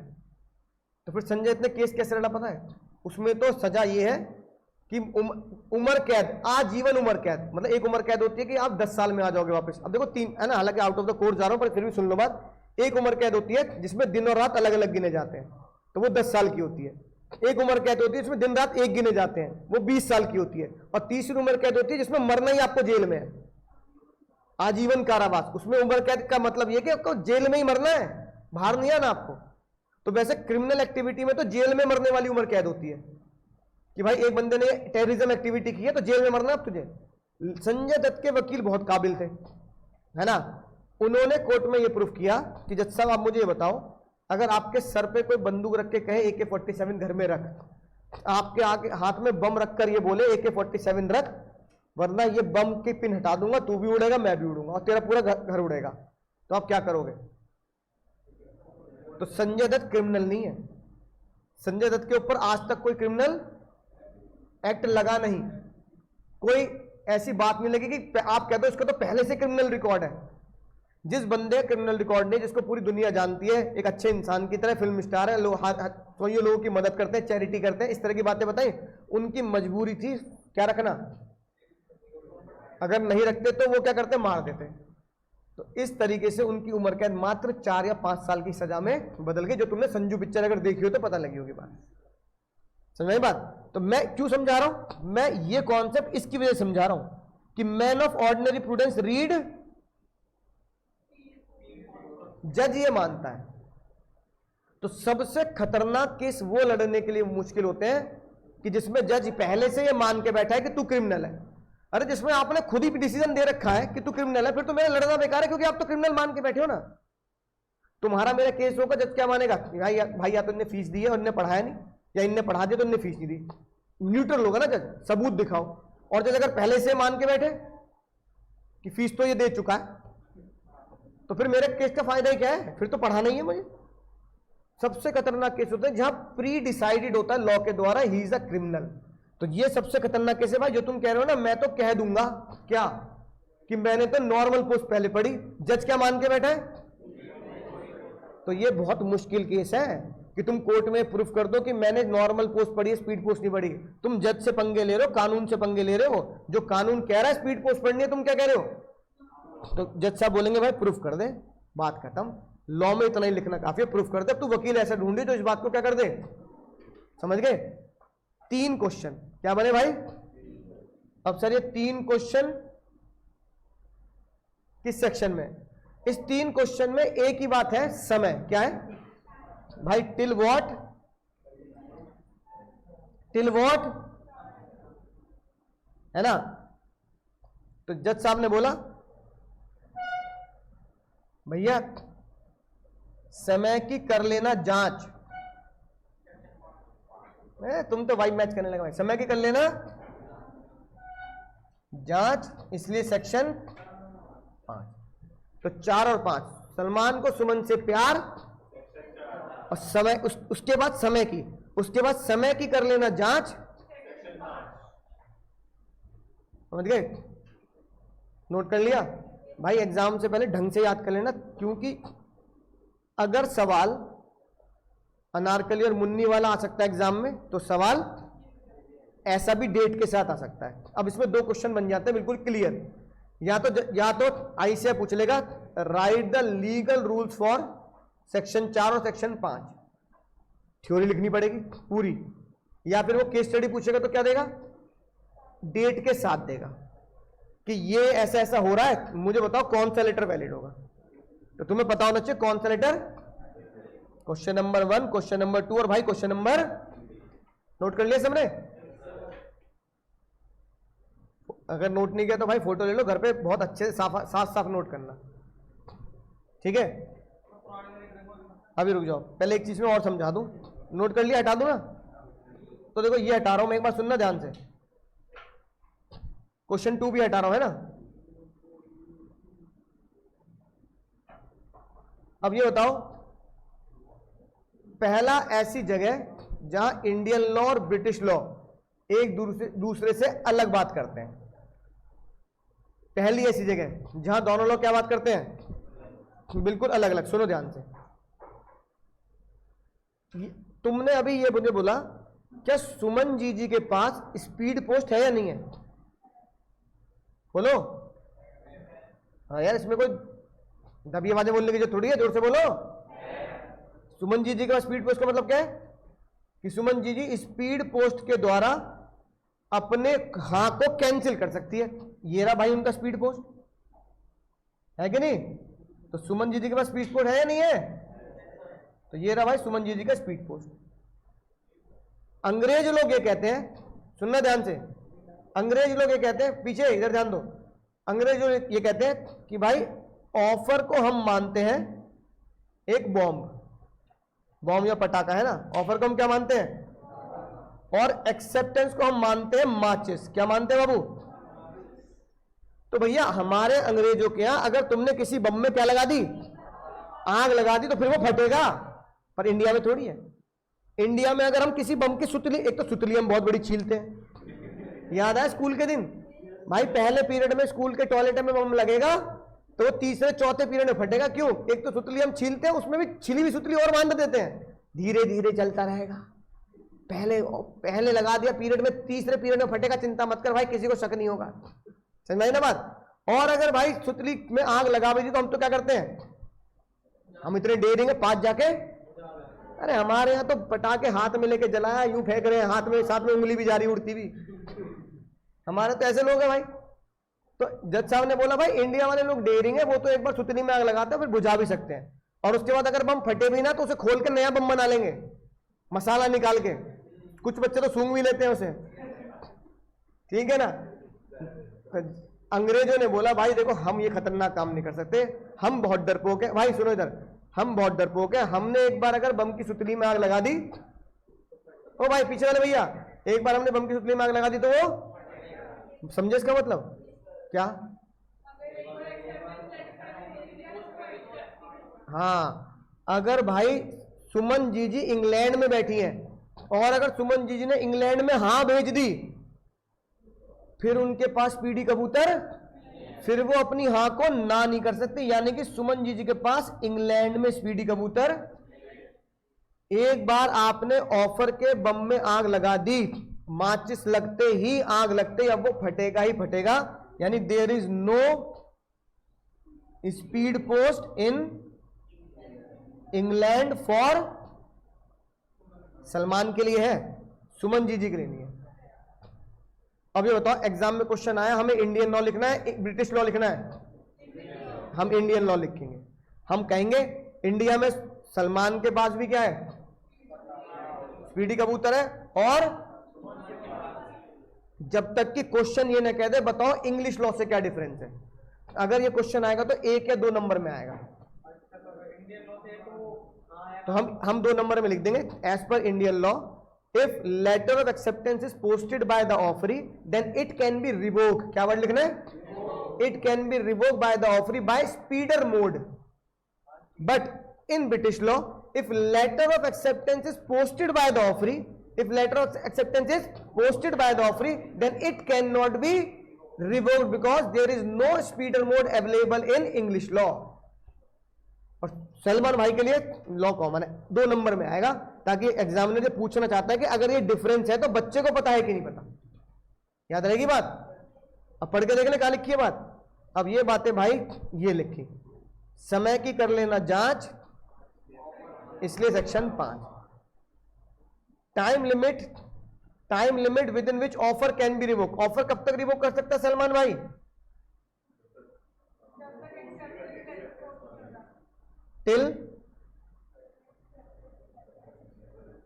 Till acceptance letter posted by. अब ये तो आम आदमी की भाषा हो गई।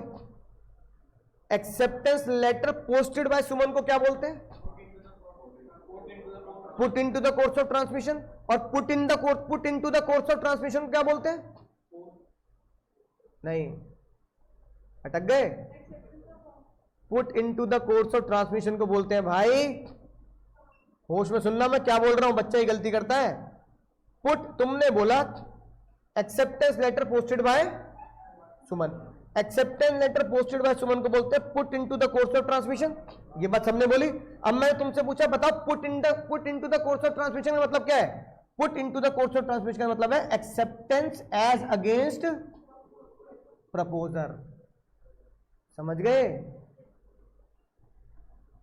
पहले सीधा पढ़े फिर रिवर्स पढ़ लेंगे भाई, यही मजा है लॉ का, यही गहराई है। अब मैं इसी लॉ को अब देख लो, अभी पढ़ाया, बस तुम गजनी से थोड़े से तेज हो। वो 15 मिनट में भूलता था, तुम बस 20 मिनट में भूल रहे हो, इतनी तेज हो तुम गजनी से। क्वेश्चन नंबर 3 फिर मुझे रिपीट करवा रहे हो। क्वेश्चन नंबर 3 क्या बोलता है, सेक्शन 4 का। हाँ वही तो कह रहा हूं, भूल गए ना। हाँ कॉपी में देख के बता दो, क्वेश्चन नंबर 3 क्या बोलता है 4 का। Emotional blackmail of Salman complete, उसको क्या बोलेंगे, acceptance for Salman when acceptance for Salman complete. यही था हमारा इमोशनल ब्लैकमेल। तुमने बोला सलमान का इमोशनल ब्लैकमेल कब कंप्लीट होता है, when Suman posted the letter, when, और सुमन पोस्टेड द लेटर को अब मैंने यहां लिख देता हूं, when Suman posted the letter. Suman posted the letter का मतलब क्या होता है, Suman put the acceptance letter into the course of transmission. भाई मैं बस तुमसे इतना चाहता हूं, इसको बस नीचे एरो की जगह ऊपर एरो पढ़ के बताना मुझे। अगर मैं बोलूं सुमन अगर मैं बोलूं सुमन पोस्टेड द लेटर, इस बात को मैं लीगली कैसे बोलूंगा। अब मैं बोलता put in the course of transmission, और गहरे लीगल बात बोलो, एक्सेप्टेंस फॉर सलमान। निहाल लो प्यार से इसे, जैसे ब्रेकअप से पहले उसको निहारा था ना, इसे भी निहाल लो प्यार से एक बार, क्योंकि एग्जाम में ब्रेकअप कर देगा तुम्हारा। समझ रहे हो, नहीं लिखनी सारी बातें पढ़ेंगे ना, तीनों बातें लिखनी पड़ेंगी। अब मुझे बताओ, फिर से शुरू करते हैं। सलमान का इमोशनल अत्याचार कब complete, when Suman put into the course of transmission. Put into the course of transmission मतलब सुमन पोस्टेड द लेटर। अब इसको रिवर्स पढ़ते हैं, सुमन पोस्टेड द लेटर, सुमन ने अपनी चिट्ठी पोस्ट कर दी, इसको लीगल लैंग्वेज क्या बोलते हैं भाई, put into the course of. और अगर मैं बोलूं बताओ put into the course of transmission मतलब क्या होता है? Put into the course of transmission का लॉ होता है एक्सेप्टेंस फॉर सलमान मतलब when Suman put into the course of transmission और Suman put in the course of transmission मतलब लेटर ऑफ एक्सेप्टेंस पोस्टेड। समझ गए? है ना? ठीक है। अब मुझे बताओ बिना देखे क्वेश्चन नंबर 3, सलमान का इमोशनल अत्याचार कब खत्म? ये तो याद हो गया। कब खत्म? सुमन पोस्टेड द लेटर को लीगली क्या बोलते हैं? पुट, लिख लो put in the course of transmission. इसका मतलब put into the course of transmission का लॉ क्या है? When acceptance for Salman, acceptance against, ठीक है बोलो भाई, है ना? अब इसी को मैं यहां लिख रहा हूं। मुझे बताओ till what time Salman cancellation letter reach? Till what time? Till acceptance letter posted by, इसको लीगली क्या बोलते हैं? Till Suman put into the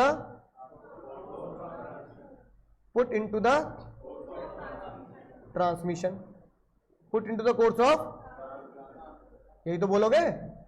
और put into the course of transmission क्या बोलते हैं?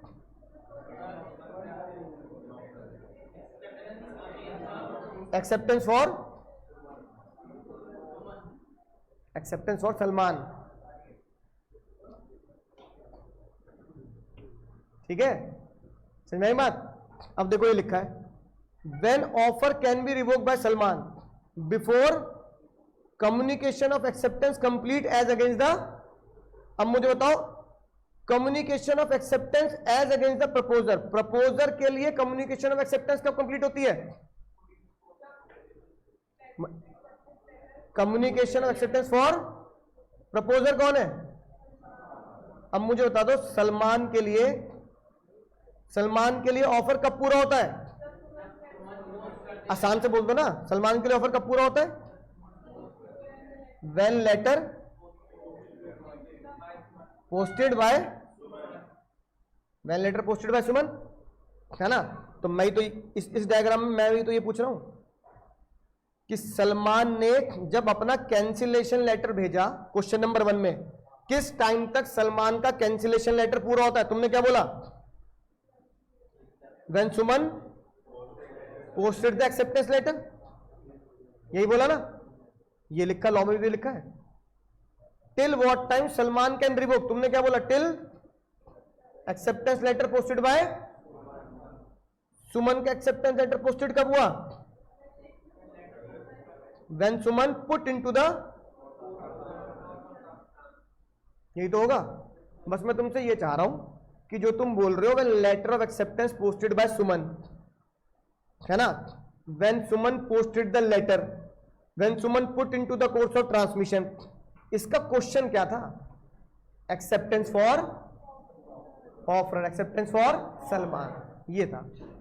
ठीक है। अब अगली बात आती है सुमन जी के लिए। अब देखो लिखी बात, अब आसान सी भाषा में देख लेते हैं। बताओ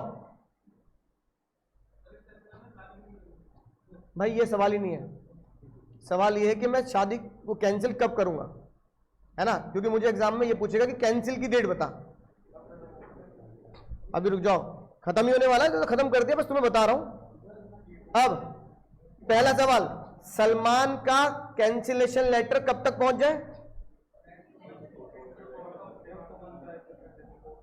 when acceptance letter posted by, क्या इसको ऐसे लिख सकता हूं? When acceptance letter duly posted by acceptor. क्या इसको ऐसे लिखता हूं? When Suman put into the course of transmission. तो वही लिखना एग्जाम में, ये बताना।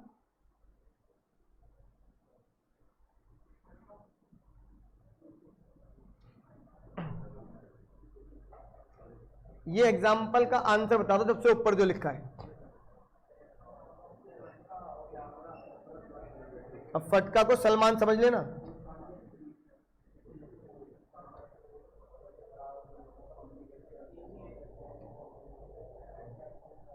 अब फटका ये चाहता है कि उसका ऑफर कैंसिल हो जाए, तो फटका तुमसे पूछ रहा है भाई मेरा कैंसिल लेटर कब तक पहुंच जाए मटका तक। अब तुमने बोला सर वो पहुंच जाए 7 जनवरी को, बिल्कुल सही बात, 7 बिफोर 1 PM 7 जनवरी, सही है। इसको एग्जाम में क्या लिखूंगा, before acceptance letter, before yes letter fit into the course of by offeree. Offeree कौन है, एम। अब बताओ क्या मुश्किल है, समझ में आ गई बात। When acceptance letter put into the course of transmission by M. अब ये लीगल लैंग्वेज एग्जाम में लिखनी है। ये रही भाई वाली बात, अंग्रेजों के यहां और हमारे यहां ये डिफरेंस है। अंग्रेजों के यहां ऑफर को बोला जाता है गन पाउडर और एक्सेप्टेंस को बोला जाता है lighted match. Once offer is accepted it can not be, once the acceptance is given it can not be. But in India है ना, इन इंडिया लॉ कुछ अलग है।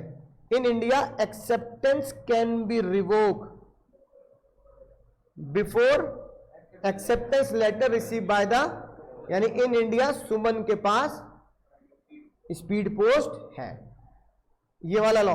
अगर दोनों एक साथ पहुंचे भाई तो, और जिसने बोला मैन ऑफ ऑर्डिनरी प्रूडेंस पहले क्या पढ़ता है, समझ में बात, ठीक है। अब भाई आखिरी बात जो बिल्कुल बच्चों वाली बात है क्योंकि जो तुम सारा पढ़ चुके हो, इसमें कुछ पढ़ने की जरूरत। लेकिन भाई एक बार 2018 में डायरेक्ट क्वेश्चन आ गया, how offer can be revoke. Revoke का मतलब क्या बताया, अगर कोई बंदा अपनी ऑफर को कैंसिल करना चाहता है तो किस तरीके से कैंसिल करेगा। पहला जो अभी पढ़ाया सेक्शन 5 के द्वारा, पहला जो भी पढ़ाया किसके द्वारा, अगर सलमान को अपने ऑफर को ही रिवोक करना है तो सेक्शन 5 का सहारा लेके स्पीड पोस्ट भेज दे, कब तक, टिल सुमन पोस्टेड एक्सेप्टेंस। ये बात समझ में आ गई। 5 इंसल्ट भी तो हो सकती है। सलमान ने बोला मुझसे शादी करोगी, सुमन बोल रहे नहीं करूंगी, क्या कर लेगा। यानी offer rejected by, offer rejected by, offer rejected by offering, rejection. दो तो एक हमने आज ही पढ़ा कि कोई बंदा अपने ऑफर को सेक्शन 5 का सहारा लेके कैंसिल कर सकता है, कोई बंदा ऑफर को कैंसिल कर सकता है सामने वाले को मना करके। क्या ये हमने पहले पढ़ लिया, नहीं पढ़ लिया, डेथ और इंसेनिटी, है ना। सजनी गजनी, सजनी ने गजनी को ऑफर दिया मुझसे शादी करोगे, दोनों का ऑफर वैलिड था, लेकिन एक की मृत्यु होने से क्या हुआ, ये बात हमने कहां पढ़ी थी, जे वॉइड है, 2J। तो बताओ जब ऑफर दिया तो ऑफर को हां करने से पहले ऑफरी की डेथ हो गई, ऑफर क्या हो गया, इनवैलिड। या जब ऑफर दिया ऑफर को हां करने से पहले इंसेनिटी, यानी कि ऑफरी अनसाउंड हो गया, ऑफर ऑटोमेटिकली क्या हो गया, लैप्स। ठीक है। अगली बात, जब भी हम कोई कार लेने जाते हैं या जब भी हम कोई वेन्यू बुक करते हैं तो सामने वाला कहता है भैया बुकिंग अमाउंट दे जाओ, है ना। तो सामने वाले ने ऑफर दिया भाई मैं आपका पूरा काम करके दूंगा, 1 लाख रुपए बुकिंग अमाउंट दे जाओ। गाड़ी कंपनी कह रही है भाई मैं आपकी गाड़ी आपकी बिल्कुल इस तारीख को तैयार मिलेगी, 1 लाख रुपए बुकिंग अमाउंट दे जाओ। तुम उसका बुकिंग अमाउंट देंगे ना, नहीं आप तुम्हें चोर समझ रहे हो, मैं क्या पैसे लेके भाग जाऊंगा, गाड़ी तैयार कर देगा वो कह रहा है। तो कंपनी वाले क्या बोले, कार कंपनी वाले, सर आप गलत शब्दों का इस्तेमाल कर रहे हो, ना हम आपको चोर समझ रहे, ना हम आपको धोखेबाज समझ रहे, क्या बैक डेट कर दोगे। ये हमारी कंपनी नहीं, ये दुनिया की सभी कंपनी का क्या है, रूल है। तो अगर आप उस रूल को, उस कंडीशन को जो प्रीसीडेंट मतलब पहले से बताई जा रही है, अगर आप उसे एक्सेप्ट नहीं करोगे तो हमारा ऑफर क्या होगा, कैंसिल हो जाए। ठीक है ना। क्या तुम ये पढ़ चुके, नहीं पढ़ चुके, इसका तो क्वेश्चन भी तुमने पिछली क्लास में किया है। अगर मैंने ऑफर किया मेरी गाड़ी खरीद लो 1 लाख में, तुमने कहा नहीं हम तो 90 में खरीदेंगे, तो मेरा ऑफर क्या पिछली क्लास में पढ़ा था, नहीं पढ़ा था? अगर तुमने कहा था, अगर मैंने कहा कि मैं तुम्हें ऑफर देता हूं, इसकी हाँ किसमें करना, और तुम उस प्रिस्क्राइब मोड में नहीं कर रहे तो क्या होगा? ऑफर ऑटोमेटिकली क्या हो जाएगा? लैप्स हो जाएगा, नहीं हो जाएगा? और आखिरी बात, तुमने मैंने कॉन्ट्रैक्ट किया जिसमें मैंने तुम्हें ऑफर किया कि भाई मेरी फैक्ट्री है यूफ्लेक्स, देखा होगा ना पास में ही यूफ्लेक्स फैक्ट्री, अरे ये पास में ही है।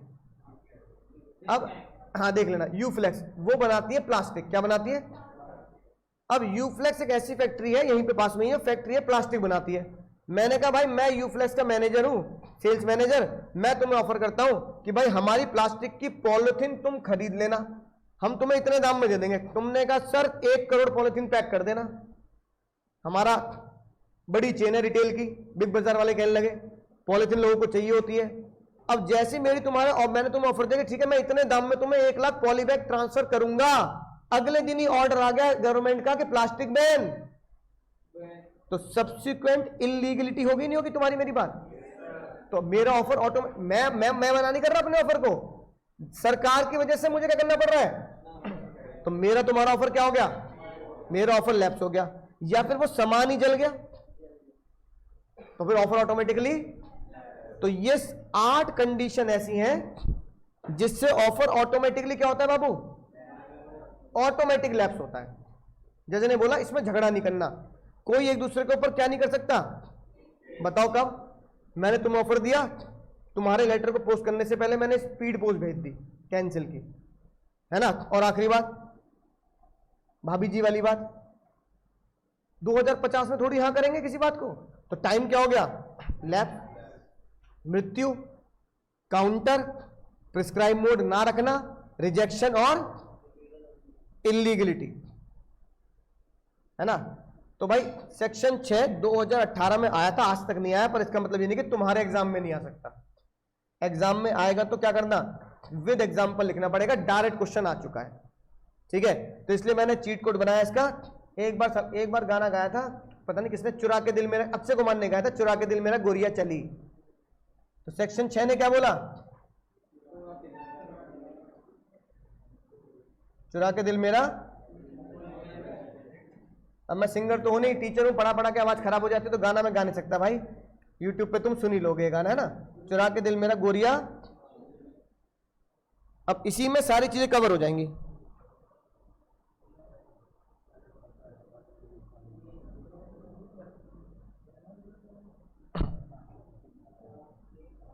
है ना? अब बताओ सी से क्या बनेगा? हाँ एक बार लिखते जाते हैं ना, मैं भी देख लेता हूं बस घर पे भाई, बहुत ही ज्यादा शिद्दत से, क्योंकि ये इस बात की मैं तुम्हें गारंटी दे रहा हूं, जो आज तुमने लॉ पढ़ लिया ना, हालांकि टिपिकल नहीं है, सिर्फ उन 6 क्वेश्चंस को ढंग से रिवाइज करके याद करना है। इससे बस शब्द इस्तेमाल कर रहा हूं क्योंकि बच्चों को टिपिकल लगता है। सेक्शन 5 से ज्यादा अगर तुम्हें टिपिकल लग रहा है कि सर बहुत इतनी देर लगा दिया आपने एक पेज में, 2 घंटे लगभग, इससे सारे के सारे लॉ इससे बिल्कुल लड्डू मिलेंगे तुम्हें अब अगली क्लास से, क्योंकि इससे बेहतर कोई, मतलब बेहतर मतलब कि इससे डीपली कोई समझने वाला लॉ है ही नहीं जो मैंने आज पढ़ाया। तुम खुद देखो ना, सिर्फ 2 पेज पढ़े, एक पेज सेक्शन 4 और लगभग 2 घंटे हो जाएंगे। तो तुम कह सकते हो कि एक पेज पे लगभग 50 मिनट लगाए एक पेज पर, सिर्फ ये समझाने के लिए सेक्शन 4 क्या होता है, सेक्शन 5 क्या होता है, और ये एग्जाम में आता है। समझ में आई ना बात? उन 3 क्वेश्चन को ढंग से रिवाइज कर लेना। अब बताओ चुरा के सी से क्या बनेगा? तो सी से बना बाबू काउंटर ऑफर।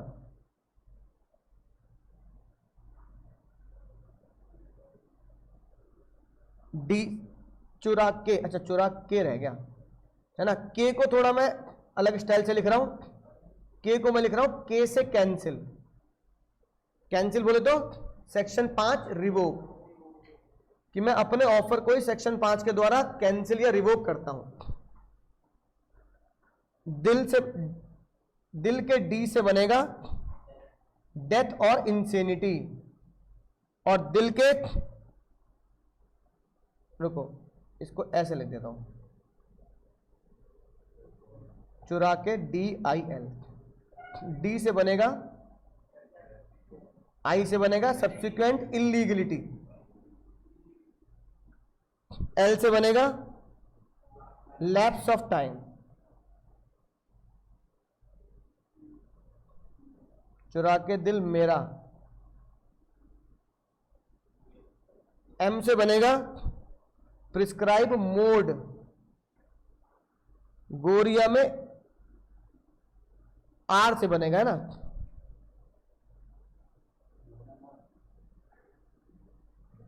आर से बनेगा भाई रिजेक्शन, और चली के सी से बनेगा condition president prescribe, condition president. कोई रह गया क्या? हो गए सारे? हो गए 8? 1 2 3 4 5 6 7 8, 8 हो गए भाई। डायरेक्ट क्वेश्चन आएगा 6 नंबर में आएगा तो भी 8 पॉइंट लिखने पड़ेंगे, 7 नंबर में आएगा तो भी 8 पॉइंट लिखने पड़ेंगे। डायरेक्ट क्वेश्चन आएगा तो 6 नंबर का ही आएगा। चली के से कंडीशन प्रिस्क्राइब, ये वाली। तो भाई बुलाती है मगर जाने का नहीं। शुरू हो जाओ केस लॉ लिखने चैप्टर नंबर 2 के। नहीं नहीं, यहां लिख के जाओगे। लिखो, दरवाजा खुलेगा ही नहीं। दरवाजा आगे चल रहा, खुल जा सिम सिम, नहीं खुलेगा।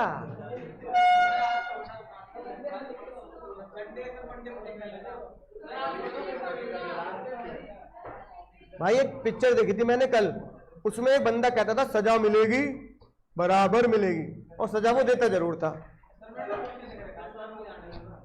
आज का होमवर्क लिखो पहले, तो होश में लिखना आज का होमवर्क घर जाके, और ग्रुप पे भेजना ये वाला।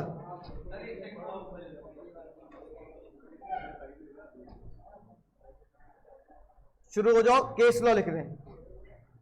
चलो मैं उन बच्चों को आज छोड़ देता हूं, आज सिर्फ जिन बच्चों ने क्वेश्चन नहीं लिखा था पिछला। लिखा है ना, जिन्होंने नहीं लिखा था उनको छोड़ देता हूं, ये रहे। लेकिन केस लॉ लिख के जाओगे, केस लॉ ज्यादा इंपॉर्टेंट है। 9 साबिर नहीं दी केस लॉ, तुमने भी लिखा भाई।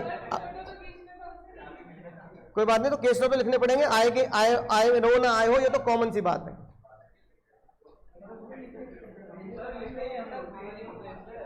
बहुत टाइम है राजा बाबू, बहुत टाइम है।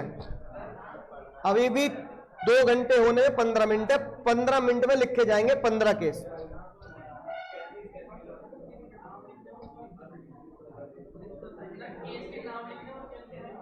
उनका डिसीजन भाई। हाँ, पहला case law Harbhajan Lal versus Haricharan Lal. Decision क्या था? ऑफर, अरे सुनिए जाओ, ऑफर शुड या मस्ट नो या शैल लिख दो। चलो, शैल नो अबाउट द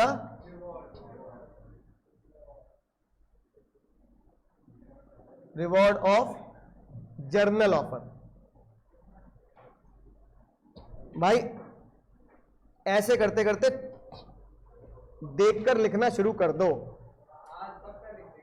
नहीं लिख के जाना है। चलो एक रियायत देता हूं, 15 की जगह उसके आधे 7 लिख दो। चलो, अगर तुम 7 यहां लिख रहे हो तो मैं विश्वास कर लूंगा, 7 तुम घर पे लिख दोगे, धोखा नहीं दोगे मुझे। इस चैप्टर में 15 केस पढ़ो, मैं कह रहा हूं 7 लिख दो आज। दूसरा मैं लिख रहा हूं, कार्लिल वर्सेस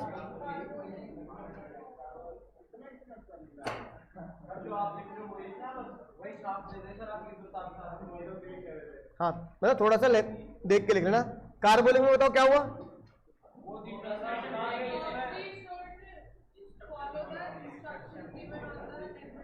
यानी हाँ, offeree act done the act of the general offer as per printed instruction. Offeree must act in the general offer as per printed instruction. बस लिखना शुरू कर देंगे भाई, सारे बच्चे है ना।